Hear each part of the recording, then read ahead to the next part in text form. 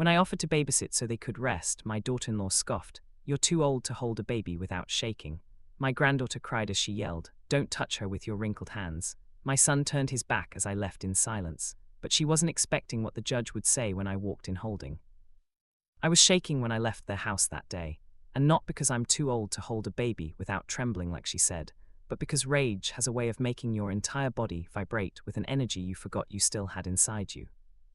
"You're too old to hold a baby without shaking," Alyssa had said, her voice dripping with contempt as she clutched 3-month-old Leela closer to her chest, pulling my granddaughter away from me like I was some diseased stranger, instead of the woman who had stayed up all night helping Daniel through colic when he was an infant, who had raised him alone after his father walked out, who had worked 2 jobs to keep a roof over our heads and food on the table.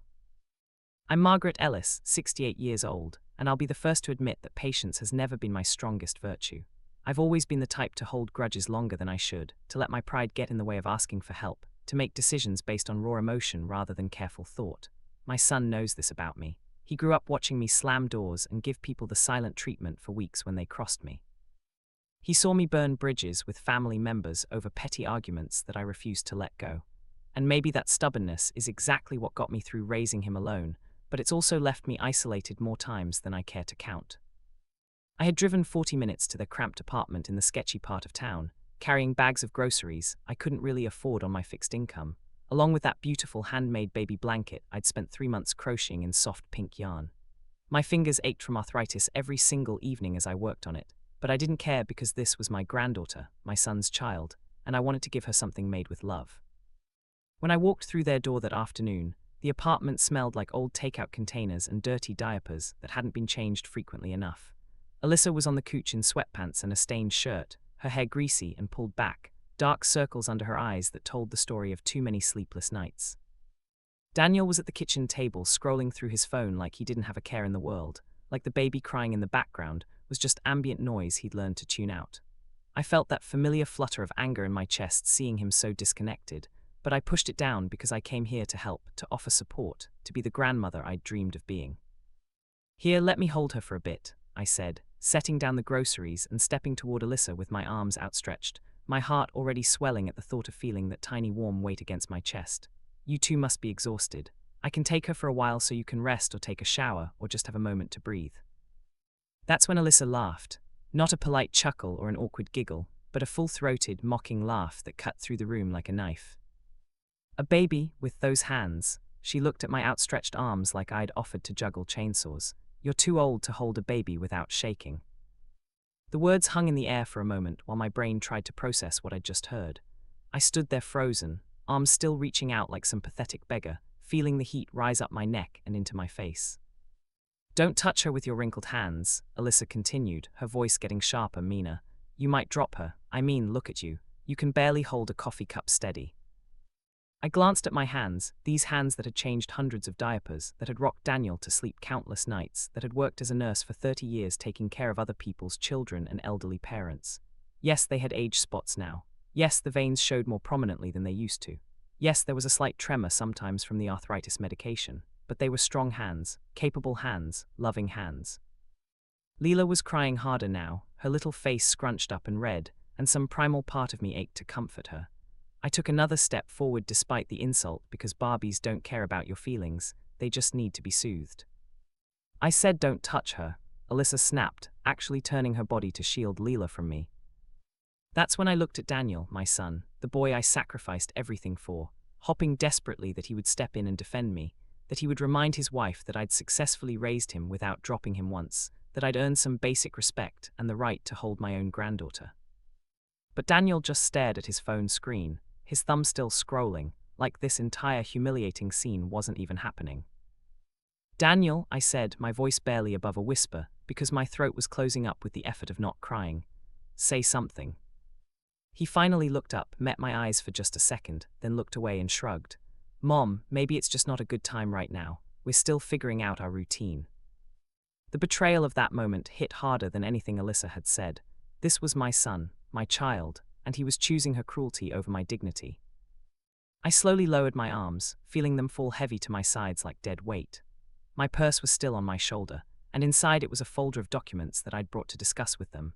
Papers about temporary guardianship and financial assistance that we talked about months ago when Alyssa was still pregnant and scared, and begging me to help them raise this baby because they weren't ready. They didn't know what they were doing, they needed me.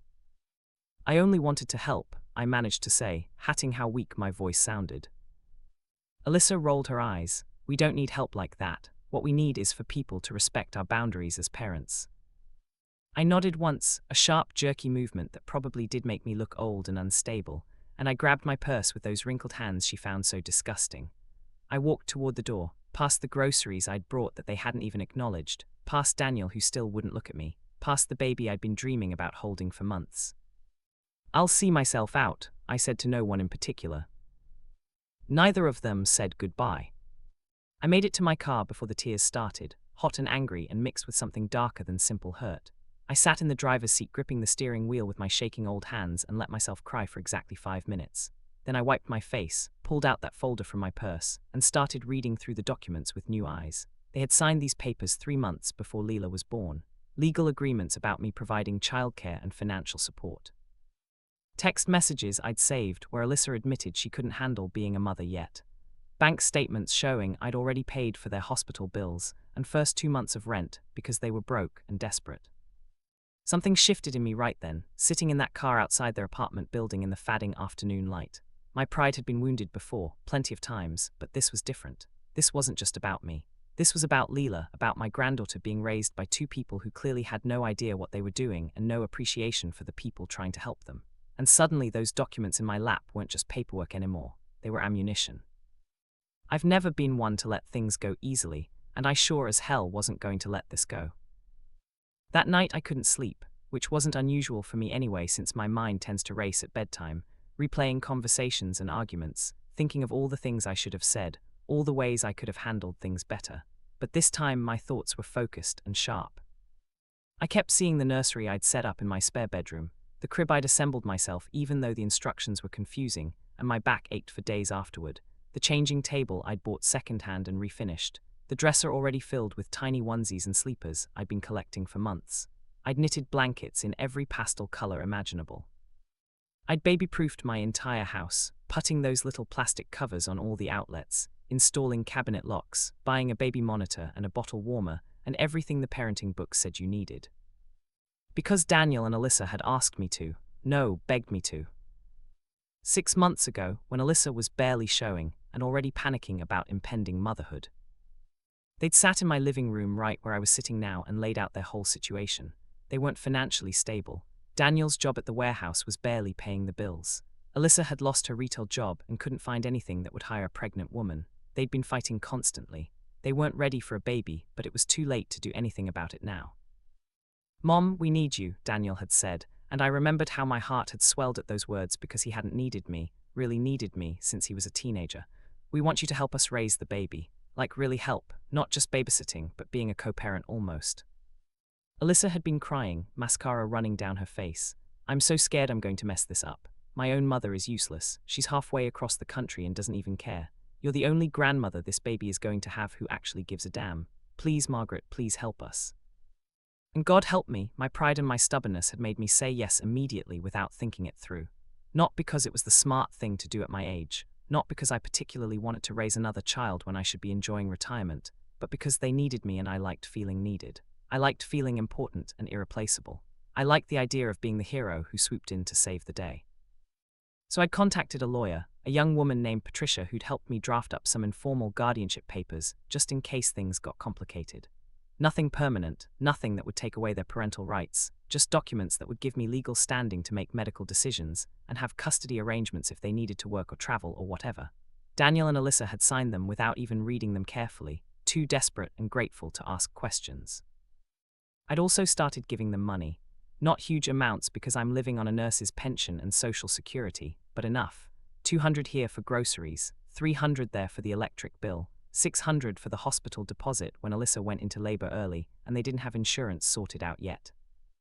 I had receipts for everything because I'm meticulous about record keeping, another one of my personality flaws that makes me incredibly annoying, but also incredibly prepared. Now sitting in my living room at 2 in the morning, I spread all those documents out on my coffee table like pieces of a puzzle. The signed guardianship agreement, The bank statements with highlighted transactions, printouts of text messages where Alyssa said things like, "I don't think I can do this, and maybe it would be better if you just raised her, and we're not ready to be parents." I'd brought these papers to their apartment today because I thought we should finalize some details, maybe make the arrangements more official now that Leela was actually here.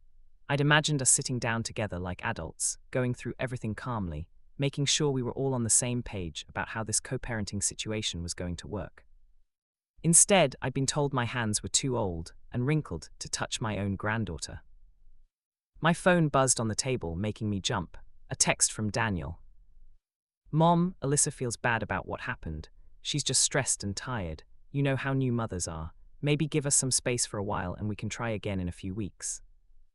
I read it 3 times, feeling my blood pressure rise with each word. Not an apology from him. Not acknowledgement of how he'd sat there silent while his wife humiliated me. Just excuses for her behavior and a request for me to back off. I typed back, "I need to speak with you both tomorrow. It's important. About the guardianship papers you signed." 3 dots appeared showing he was typing, then disappeared, then appeared again. "Finally, what about them? We need to discuss the terms. Either you're serious about me helping raise Leela, or you're not, but you don't get to have it both ways. Tomorrow at 10 at my house." No response.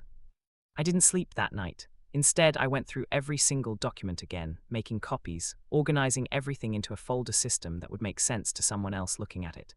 Then I did something that even surprised me.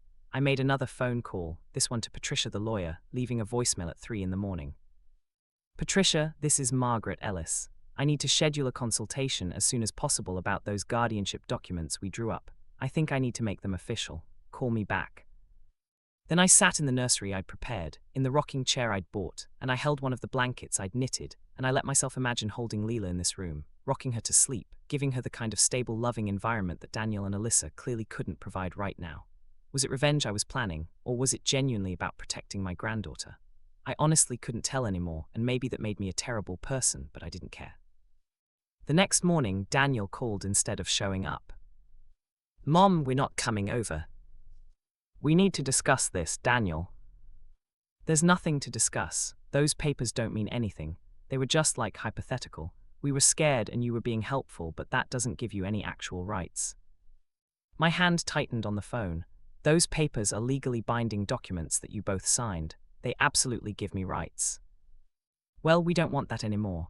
Alyssa and I talked about it, and we're Leela's parents, not you. We'll figure it out ourselves."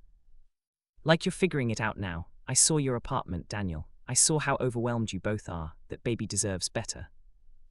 That baby has parents." His voice rose, defensive and angry in that way he'd always gotten when he knew he was in the wrong but didn't want to admit it. "You need to back off and let us parent our own child. The way you parented when you sat there silent while your wife insulted me. The way you parent by scrolling through your phone while Leela screams.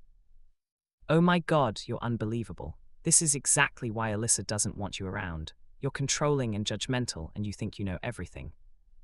Something in me snapped. Maybe it was the lack of sleep, or the accumulated stress, or just years of swallowing my anger and trying to be the bigger person finally catching up with me. "Fine," I said, my voice cold and steady. "If that's how you want to play this, Daniel, then we'll let the courts decide." Silence on the other end. "What are you talking about?"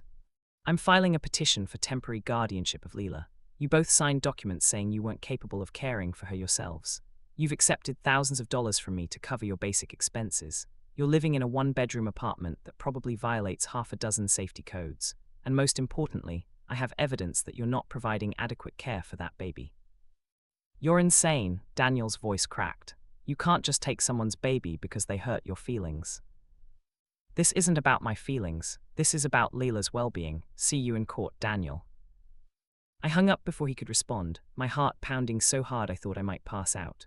What had I just done? Had I really just threatened to take my son to court over custody of his own child? But even as doubt crept in, that stubborn, prideful part of me, the part that had gotten me through so many hard times but also destroyed so many relationships, that part doubled down. I called Patricia back as soon as her office opened. "Margaret, I got your message. What's going on?" I explained the whole situation, every humiliating detail, trying to keep my voice professional but hearing it shake anyway. Patricia was quiet for a long moment. "Margaret, I need to be honest with you. Pursuing this is going to be ugly. It's going to damage your relationship with your son, possibly permanently. Are you absolutely sure this is what you want? I want my granddaughter to be safe and loved and properly cared for. That's not what I asked. I asked if you're sure. I thought about backing down, about calling Daniel and apologizing, about being the bigger person and letting this go. But then I remembered Alyssa's mocking laugh, Daniel's silence, and most of all, I remembered Leela's crying face and how desperately I'd wanted to comfort her. I'm sure, I said. Over the next 3 weeks, Patricia and I built a case. We documented everything, the signed guardianship agreements, the financial support I'd provided, complete with bank statements and receipts, text messages dating back months where Daniel and Alyssa explicitly asked me to help raise Leela. We even got statements from their landlord about noise complaints from the baby crying for extended periods. And from a neighbor who'd seen them leave Leela alone in the apartment for 20 minutes while they ran to the corner store. The hardest part was recording a conversation with Alyssa. Patricia advised against it at first, said it might not be admissible depending on state law, but I did it anyway. I called Alyssa and pretended to apologize, said I understood she was stressed and I'd overreacted. Oh, thank God, Alyssa said, her voice relieved. I was worried you were going to do something crazy like Daniel said. No, I just want to understand where things stand. Do you still want my help with Leela or not? Honestly, Margaret, I don't think we can handle this. Being parents, I mean. It's so much harder than I thought. She cries all the time and I don't know what to do, and Daniel is useless and I barely sleep and I don't know if I'm cut out for this. What are you saying? I'm saying maybe you were right. Maybe Leela would be better off with you for a while, just until we get our lives together. Like we talked about before she was born, you'd probably end up raising her anyway, let's be honest. I had it right there. Recorded admission that they couldn't handle parenting and that they'd intended all along for me to raise Leela. Patricia was impressed but also concerned. This is good evidence, but Margaret, you need to prepare yourself for how Daniel is going to react. This isn't just going to end with you getting custody. This is going to create wounds that might never heal. But my pride wouldn't let me stop. I'd already gone too far, burned too many bridges, made too many threats, and that's always been my problem. Once I commit to something, especially when my ego is involved, I can't back down even when I should. The court date was set for a month after Leela's 3-month birthday. Daniel tried calling me a dozen times, but I didn't answer. He sent texts that ranged from angry to pleading. Mom, please don't do this. We can work this out without courts and lawyers. Alyssa is having a breakdown over this. You're destroying our family. I'll never forgive you if you go through with this. Each message made me waver a little, made me question whether I was doing the right thing or just indulging my worst impulses for revenge dressed up as concern for Leela. But then I'd remember that moment in their apartment, remember the humiliation, remember Daniel's betrayal, and my resolve would harden again. The night before the hearing, I couldn't eat. I spent hours in front of my closet trying to decide what to wear, finally settling on a navy blue dress that looked professional, but not too formal, grandmother-like but not frail. I was terrified the judge would take one look at my shaking hands and side with Alyssa's assessment that I was too old for this. That fear kept me up all night. What if this whole thing backfired?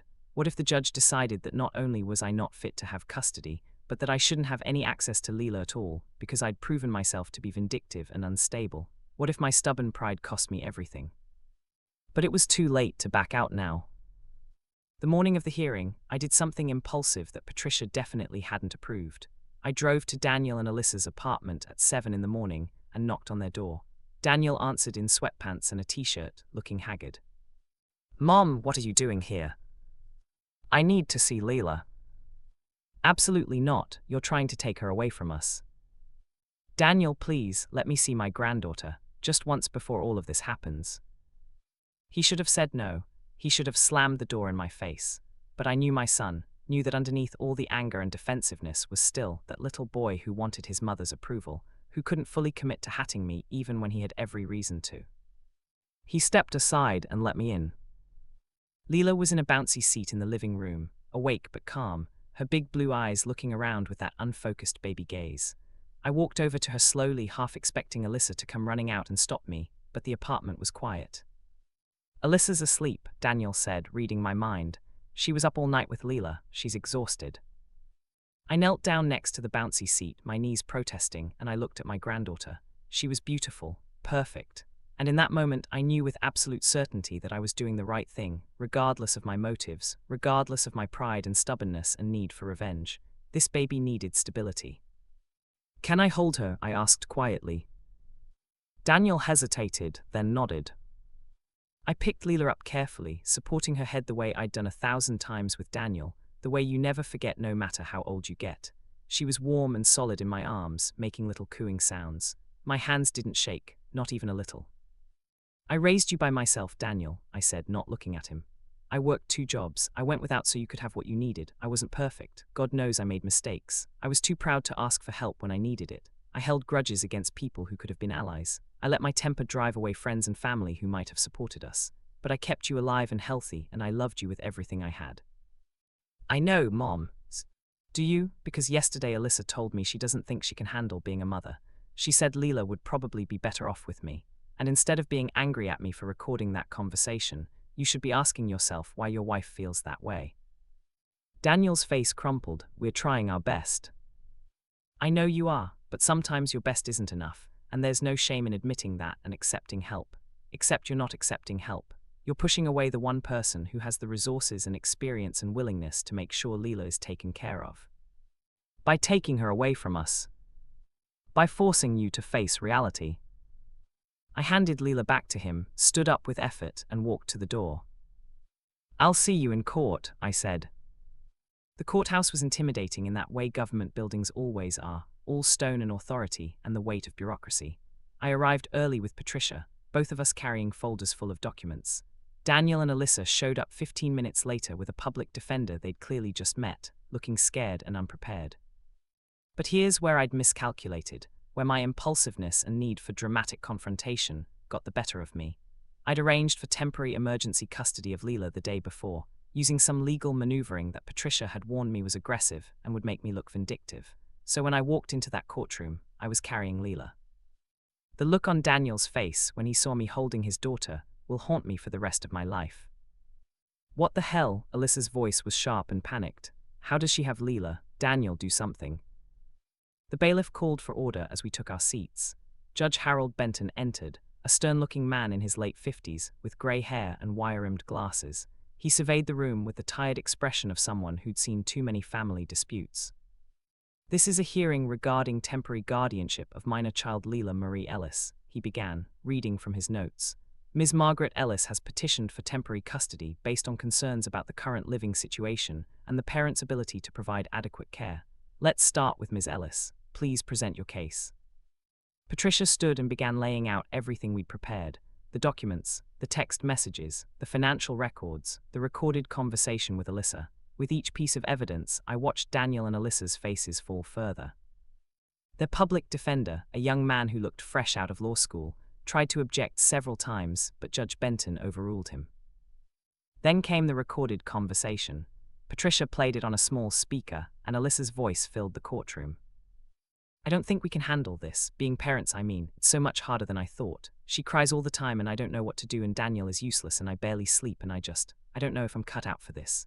Maybe Leela would be better off with you for a while, just until we get our lives together. Like we talked about before she was born. You'd probably end up raising her anyway, let's be honest." The silence after that recording ended was deafening. Judge Benton turned to Alyssa. "Ms. Carter, is that your voice?" Alyssa's face had gone pale. "Yes, but she tricked me. I didn't know she was recording. I was just venting. I didn't mean." "Did you or did you not make those statements?" "I did, but..." "And did you or did you not sign these guardianship documents?" He held up the papers Daniel and Alyssa had signed months ago. Alyssa looked at their lawyer desperately, but he just shook his head slightly. There was nothing he could do. "We signed them," Daniel said, his voice barely audible, "but we didn't think they were real legal documents. We thought they were just, I don't know, formalities, to make my mom feel like she was helping." Judge Benton's eyebrows rose. "You signed legal documents to make someone feel helpful, without understanding what you were agreeing to." "We were scared and overwhelmed, and she was offering to help financially and with childcare, and we needed that help." "So you did need help?" "Yes, but not like this, not her taking our baby." The judge sat back in his chair, fingers steepled, looking from me holding Leela to Daniel and Alyssa. I could see him processing everything, weighing the evidence, trying to determine what was truly in the child's best interest versus what was just a family squabble dressed up as a custody case. "Ms. Ellis," he said, turning his attention to me, "how old are you?" My heart sank. Here it comes. 68, Your Honor. "And how long did you raise your son Daniel as a single parent?" 18 years, Your Honor, from the time he was 2 until he graduated high school. "And in your professional experience as a nurse, how many years did you work in pediatrics?" This question surprised me. Patricia must have included my work history in the documentation. 15 years in pediatric nursing, Your Honor, plus another 15 in geriatric care. He nodded slowly, making notes. Then he turned back to Daniel and Alyssa. "I've reviewed the evidence presented here, and I'm troubled by several things. First, you signed legally binding documents regarding custody arrangements without apparently understanding what you were agreeing to, which raises questions about your judgment. Second, you've accepted significant financial support from Ms. Ellis, support that by your own admission you needed and possibly still need. Third, and most concerning, is this recorded statement expressing doubt about your ability to parent and explicit acknowledgement that Ms. Ellis would likely end up raising the child anyway. Your Honor, my client was sleep-deprived and emotionally vulnerable when that recording was made," the public defender attempted. "Sleep deprivation and emotional vulnerability are constant states when you have a newborn," Judge Benton said dryly. "If those conditions invalidate statements about parenting capability, we'd have no competent parents at all." He paused, looking at Leela sleeping peacefully in my arms. My hands were steady. I was holding her correctly, confidently, exactly the way someone with decades of childcare experience would. "However," the judge continued, and my stomach dropped, "I'm also troubled by the vindictive nature of this petition. Ms. Ellis, you recorded your daughter-in-law without her knowledge. You obtained emergency custody before this hearing in what appears to be a deliberate move to create emotional distress. You're clearly using the legal system to punish your son and daughter-in-law for personal slights, rather than out of pure concern for the child's welfare." Patricia touched my arm, a warning to stay quiet, but I couldn't help myself. That's my flaw, my fatal weakness. I can't keep my mouth shut when I should. "Your Honor, with all due respect, they told me I was too old and too shaky to hold a baby. They insulted me in my own son's home after I drove 40 minutes to bring them groceries they needed. My son sat there silent while his wife humiliated me. And yes, maybe I'm being vindictive. Maybe my pride is wounded and I want them to hurt the way they hurt me. But that doesn't change the fact that Leela deserves better than what they're providing right now." The courtroom went silent. Patricia looked like she wanted to strangle me for that outburst. Judge Benton stared at me for a long moment. Then he said something I didn't expect. "You're right." Daniel made a choking sound. "Your motivations are questionable, Ms. Ellis, and in an ideal world, family disputes would be handled with more grace and less legal warfare. But the evidence is clear. You have the experience, resources, and ability to provide stable care for this child. Your son and daughter-in-law, regardless of their love for their daughter, are currently struggling to meet her basic needs. They've admitted as much themselves." He turned to Daniel and Alyssa. "You may have given birth to this child, but responsibility appears to have been handed elsewhere long before this hearing. The documents you signed were legal and binding. The financial dependency you've created is real. And most importantly, your own recorded words suggest you understood and accepted that Ms. Ellis would play a primary parenting role." "No," Alyssa whispered. "Please, no. I'm granting temporary guardianship to Margaret Ellis for a period of 6 months, during which time you two will work with family services to demonstrate your ability to provide a stable home environment. You'll have supervised visitation twice weekly, and if you can show substantial improvement in your living situation and parenting capabilities, we'll revisit full custody at that time." The gavel came down with a sound like thunder. Alyssa started crying, loud desperate sobs that echoed off the courtroom walls. Daniel just stared at me, his face a mask of betrayal and hatred. And I sat there holding Leela, feeling the weight of what I'd just done settle over me like a lead blanket. I'd won. I'd gotten exactly what I wanted. So why did I feel like I was going to be sick? Patricia helped me gather the documents while the bailiff explained the visitation schedule to Daniel and Alyssa's lawyer. I could hear Alyssa still crying, could hear Daniel's angry whispers trying to console her. Then I heard footsteps behind me. "Mom!" I turned to face my son. Leela stirred in my arms but didn't wake. "Daniel, Don't." His voice was flat, dead. "I don't want to hear it. I don't want to hear your justifications or your excuses or your explanations about how you did this for Leela's own good. I did do this for her own good. No, you did this because you can't stand not being in control. You did this because your feelings got hurt and you had to win. You always have to win, Mom. It doesn't matter who you destroy in the process. The words hit like physical blows, especially because somewhere deep down, I knew they were at least partially true. You raised me to know better than this, Daniel continued, and now his voice was shaking. You raised me to believe that family comes first, that you work things out, that you don't give up on people you love. And then the first time I mess up as a parent, the first time my wife says something mean to you, you take our child away. She didn't just say something mean, Daniel. She said I was too old and shaky to hold a baby, and you said nothing. Because I'm tired, Mom. I'm so tired I can barely think straight. I work 10-hour shifts and come home to a screaming baby and a wife who's falling apart and I don't know what to do. And instead of helping us, really helping us like you promised, you sabotaged us. You recorded private conversations and manipulated evidence, and you did all of this because your pride couldn't handle being disrespected. He stepped closer, and I could see tears in his eyes. I needed my mother, he said quietly, and instead I got a stranger who cares more about revenge than her own family. Then he turned and walked away, putting his arm around Alyssa's shoulders as they left the courtroom together. I stood there holding Leela, surrounded by my victory, feeling more alone than I'd felt in years. The next few days were a blur of setting up the official nursery, dealing with paperwork, arranging the first supervised visitation. Leela settled into my house better than I'd hoped. She slept well, ate well, even smiled a few times. I fell into the rhythm of newborn care like it had only been days instead of decades since I'd done this. My hands didn't shake, my back ached, but I managed. I was proving Alyssa wrong with every diaper I changed, every bottle I gave, every time I rocked Leela to sleep in that chair I'd bought. But the victory felt hollow. Daniel and Alyssa came for their first supervised visit on a Wednesday afternoon. A social worker named Jennifer sat in my living room while they awkwardly held and played with Leela, everyone making strained small talk and pretending this was normal. She's been eating well, I offered, 4 ounces every 3 hours like clockwork. Alyssa didn't respond, just focused intensely on Layla's face.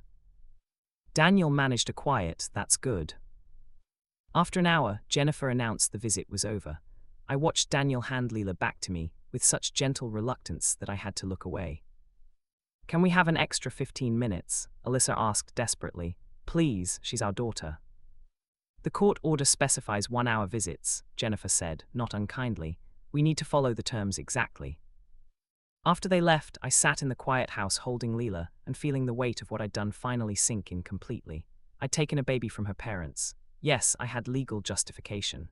Yes, they'd signed documents and made admissions that supported the action. Yes, I genuinely believed Leela was better off with me than in their chaotic apartment. But I'd also acted out of wounded pride and a need for revenge, and those motivations had led me to destroy my relationship with my son, possibly forever. The weeks turned into a month, then 2. Leela thrived in my care. She hit all her developmental milestones. The pediatrician I took her to praised how healthy and well cared for she was. Daniel and Alyssa came for their supervised visits twice a week, always leaving looking more heartbroken than when they arrived. I started noticing changes in them, though. Daniel had cut his hair and started dressing better for the visits. Alyssa had gotten help for what was clearly postpartum depression, and I could see the medication and therapy starting to work. They'd moved to a bigger apartment. They brought documentation of steady employment for both of them. They were trying, really trying. And that made me feel even worse, because I realized that maybe all they'd needed was time and support, not legal intervention and custody battles. One evening, I was rocking Leela to sleep when my doorbell rang. It was late, past 8, way after normal visiting hours. I put Leela in her crib and went to answer it, half expecting it to be Patricia with some update about the case. It was Daniel, alone. "I need to talk to you," he said. "Please, Mom, can I come in?" I stepped aside and let him enter. We sat in the living room where we'd had so many conversations over the years, this room that had seen arguments and celebrations, and quiet evenings watching television together when he was young. "I've been going to therapy," Daniel said without preamble. "The court required it as part of getting Leela back, but honestly, I needed it anyway. And my therapist asked me to think about why I didn't defend you that day, why I let Alyssa say those things." I waited, my heart pounding. "The truth is, I resented you," he continued, looking at his hands. Not for anything you did wrong, but because you were so competent at everything. You raised me alone and worked and kept the house and never seemed to struggle. And then Alyssa and I have one baby and we're falling apart immediately, and there you were offering to help, making it look easy, and it made me feel like such a failure. Daniel, let me finish. When Alyssa insulted you, some terrible part of me was almost glad because it meant you weren't perfect either, you know. Like if you couldn't even hold the baby without being criticized, then maybe I wasn't such a screw-up after all. And I know that's messed up. I know I should have defended you. I was wrong. He finally looked up at me, and I saw my son really saw him for the first time in months. But Mom, you were wrong too. You could have given us a chance to fix things before going nuclear. You could have offered to take Leela for a few weeks informally, given us time to rest and regroup, helped us find resources and support. Instead, you went straight to the courts because your pride was hurt and you wanted to punish us. I opened my mouth to deny it, then closed it again because he was right. I did want to punish you, I admitted. Both of you, and I'm sorry. I'm sorry for being vindictive and for using Leela as a weapon and for letting my own character flaws drive me to destroy our family. We sat in silence for a moment. Then Daniel said, Alyssa wants to apologize too. She's terrified you'll never let her see Leela again, but she knows what she said was cruel and unjustified. She was scared and overwhelmed, and she took it out on you, and that was wrong. I know the feeling, I said quietly. So what do we do now? We have 4 more months of this custody arrangement, and honestly, it's killing us. We miss her so much, Mom. We come to those supervised visits and we hold her and then we have to give her back and it's torture. We're doing everything the court asked. We're in therapy, we moved, we're both working stable jobs, we're taking parenting classes. But none of it matters if you're determined to keep her from us. I thought about the past 2 months, about the sleepless nights and the endless feedings and the way my back ached constantly now. About how Leela was wonderful, but raising her was exhausting at my age, more exhausting than I'd ever admit to anyone. About how I'd wake up sometimes in the middle of the night and wonder what the hell I was doing trying to raise another child when I should be traveling or reading or enjoying my retirement. But mostly I thought about that moment in the courtroom when the judge had called me out for my vindictive motivations, and how even in my moment of victory, I'd felt like I'd lost something essential. I don't want to keep her from you, I finally said. I never really did, I just wanted. I don't know what I wanted, respect maybe, acknowledgement that I wasn't useless or too old or irrelevant. I wanted to matter. You do matter, Mom, you've always mattered. That's why it hurt so much when we pushed you away. I looked toward the nursery, where Leela was sleeping peacefully. What if we went back to the original plan? I suggested slowly. Not the legal documents, but the spirit of what we talked about before Leela was born. I help you raise her. Not as a punishment or a custody arrangement, but as actual co-parenting. You two live your lives, build your careers, be her parents. And I'm here when you need support, when you need a break, when you need someone to watch her while you sleep or go on a date or just breathe for a minute. Daniel's eyes filled with tears. Are you serious? I'm serious, but it means we all have to be honest about our limitations. You two have to admit when you're struggling and ask for help before things get critical. And I have to admit that I can't do this alone either, that I need you to be active, involved parents, not just occasional visitors. We can do that, we want to do that. And Alyssa has to sincerely apologize, not just because she's scared of losing Leela, but because she understands that what she said was hurtful and wrong. She will, I promise she will. We talked for another hour, working out the details of how this new arrangement might work. Then Daniel asked if he could see Leela, just for a minute, and I led him to the nursery. We stood together watching her sleep, this tiny person who'd become the center of such an enormous conflict. I'm sorry I disappointed you, Mom, Daniel whispered. I'm sorry I hurt you, I whispered back. The court hearing 4 months later was nothing like the first one. This time, Patricia presented a modified agreement where I would maintain legal guardianship rights, but Daniel and Alyssa would have primary physical custody, with me providing regular childcare and support. The judge reviewed their progress over the past months, their improved living situation, their completion of parenting classes, their therapy records. Judge Benton looked at all of us, and I swear I saw the hint of a smile. This is the outcome I was hoping for, he said. Not a family torn apart by legal warfare, but a family finding a way to work together for the child's benefit. Petition granted with the modified terms. Alyssa hugged me in the courtroom, actually hugged me, crying and thanking me over and over. Daniel squeezed my shoulder and said, "We're going to make this work, Mom." And we did mostly. There were still hard days. There were still moments when my pride flared up or when they disappointed me or when Alyssa said something thoughtless, and I had to actively choose not to retaliate. There were times when I felt taken advantage of, when they'd drop Leela off and I wouldn't see them for 3 days, and I'd wonder if I'd just become a free babysitter. But there were also beautiful moments. Daniel calling me at 2 in the morning not because he needed me to take Leela, but because he wanted parenting advice. Alyssa asking me to teach her how to knit so she could make blankets like I did. The three of us sitting together at Leela's first birthday party, watching her smash cake all over her face, and actually laughing together like a real family. I learned that revenge might give you a temporary sense of satisfaction, but it doesn't give you relationship or connection or love. Those things require vulnerability and forgiveness, and the willingness to admit when you're wrong. They require setting aside your pride and your need to always be right. My stubborn nature hadn't changed completely. I still held grudges too long sometimes. I still let my pride get in the way, but I was trying, just like Daniel and Alyssa were trying, and maybe that's all any of us can really do. Leela is 3 years old now. She calls me Nana, and she splits her time between my house and her parents' apartment. Sometimes I watch her and think about that moment in the courtroom when I held her and felt like I'd won some great victory. The truth is, I hadn't won anything except temporary custody of a baby and a damaged relationship with my son. The real victory came later, in the slow, painful work of rebuilding trust and learning to co-parent and admitting that my motivations had been mixed at best. It came in the moment when Alyssa looked at me during one of our regular Sunday dinners and said, "I don't know what we'd do without you, Margaret. Thank you for not giving up on us." That felt better than any courtroom ruling ever could.